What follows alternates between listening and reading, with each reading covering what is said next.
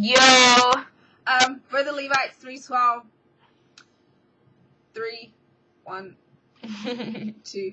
And Facebook appeal. I don't know what Plifer wants to say, but my appeal would be more to the Christians than the unsaved.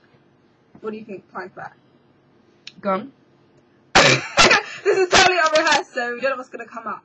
But me growing up, I've been a pastor's child since I was 1, but my parents were elders since I was born, so I've grown up in the church.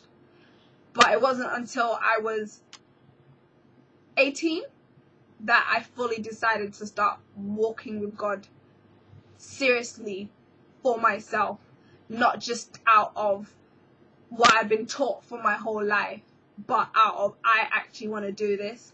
And it got to a stage that it was just like, if I wasn't born in a Christian home, would I be a Christian? And I had to ask myself that question. And I was just like, am I only a Christian because that's what I've been taught to do? Or am I a Christian because that's what I want to be? And when I started asking myself those serious questions, I realized that I wasn't really a Christian and I want to be one. And I decided to start walking with God. And it was so funny because last night I was reading Luke chapter 5, I think, and it talks about the man, I'm sure we've all read the story about the man with the legions, and he was possessed, and Jesus said, what's your name? And said, Legion, because we are many. But what I caught from that story was the fact that when the man saw Jesus, even before Jesus said anything to him, he already started responding and were like, Jesus, what have you to do to me? Run away. And that jumped out at me because the man's fear almost hindered him from getting his breakthrough. And I believe that's what we as Christians do, is we allow our fear of thinking God is so holy, he's so righteous, what does he have to do with me, stop us from fully coming to Christ, when really God wants us and he wants to deliver us and he wants to save us. So my Facebook appeal is for all the Christians out there, people who've grown up in church, they don't know anything but church, to embrace God for real and for the truth that he is, not just out of that's what you've been taught to do, but that's because you want to do. Fine fact? I would say also along that same line is that it's so easy to get caught up in the hype and get caught up in the habits. You know, I need to read my Bible this morning, I need to read my Bible this evening, you know, I need to pray today, or this, that, and the other. One thing that I, like again, Fat One's saying, is that we need to start understanding the reasons why we're doing certain things. Let's understand the reasons why we're going to church on a Sunday. Let's understand the reasons why, you know, we're reading our Bible. Is it because you actually want to get to know God more, or is it just a habit for you?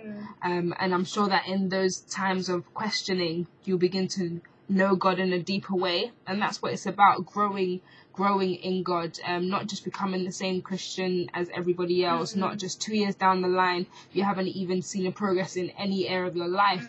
And I'm sure that as you begin to go deeper with God, that he will begin to reveal himself. It's like a friend. You can't just, and I think another mistake a lot of Christians do is that they expect so much from God in a sense. It's like if you have a friend, you're not going to be sharing your secrets with them on the first day. It's out of gaining that trust from the friend, you know, having that continuous companionship with that friend. You share your secrets, then your love grows, and then you want to be with that person. You talk to them all the time, and that's how it needs to be with God. We need to be able to put ourselves in a position where we're so vulnerable, and where it comes to a point where you don't feel like you've spoken to your friend today until you've prayed, because therefore it will no longer be a habit to pray in the morning. It'll be a thing where, you know what, I need to wake up and I need to speak to God. God is the first person that I need to speak to. Even me, sometimes on a Saturday, I'm in bed and I may speak to somebody on the phone, but I don't feel right until I've prayed in the morning. And it's like I don't want to leave my bed until I've spoken to God on a Saturday. Even though I'm trying to have a lie-in, yes, fine, but I don't feel right when I don't, you know, have that time with God. And that's where it should get to.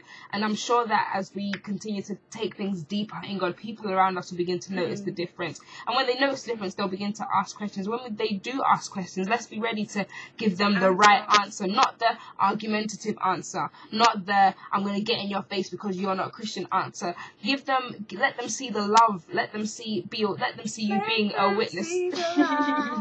Let them see you being a witness, an actual witness through your actions. I was even on my baby one day, and one of our great friends, Pastor Sampson, he said, what did he say now? Preach Christ at all times, but if necessary, use words. That was heavy. So yeah, for Christians, let's go deeper. I know a lot of us have had a tough year, 2010, and now we're in a new year, a new season, new day. So let's go deeper. Let's get to know God for who he is.